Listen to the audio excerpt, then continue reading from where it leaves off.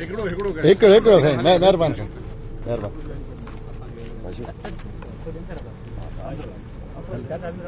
जी sir बताइएगा कच्चे के हवाले से क्या अपडेट है?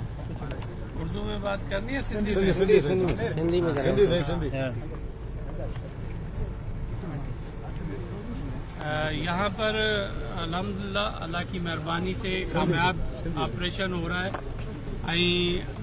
हिते जेको ऑपरेशन आहे उन में काफ़ी कामयाबी थी आहे। हिते तक़रीबन 28 जेके आहिनि धाड़ेलनि खे 28 धाड़ेलनि खे मारियो वियो आहे ऐं उन सां गॾोगॾु 81 जेके आहिनि धाड़ेलनि खे या क्रिमिनल्स जेके आहिनि उनखे इंजर्ड कंडीशन में अरेस्ट कयो वियो आहे ऐं 150 जे क़रीब जेके आहिनि हिते धाड़ेलनि खे या क्रिमिनल्स जेके बि आहिनि उन्हनि खे सरेंडर करायो वियो आहे ऐं उमेदु इहा ई आहे त हीउ कचो हींअर अल्हम्दुलिल्लाह काफ़ी 80% कचो ख़ाली थी वियो आहे।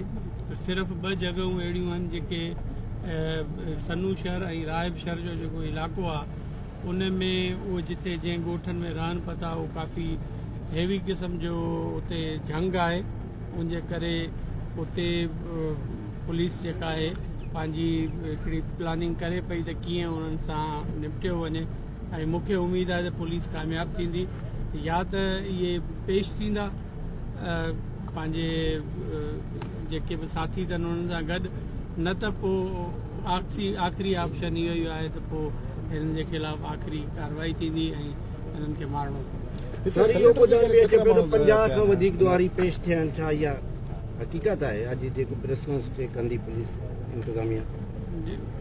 इहो त जेके सरेंडर जेके करणा आहिनि इहो तक़रीबन 151 या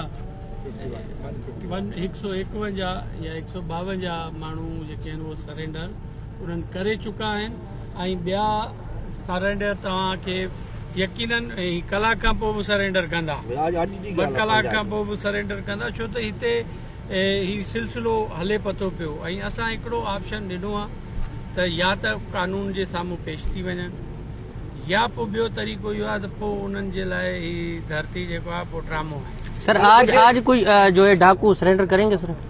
पता चल जाएगा। अच्छा ठीक है सर, ओके।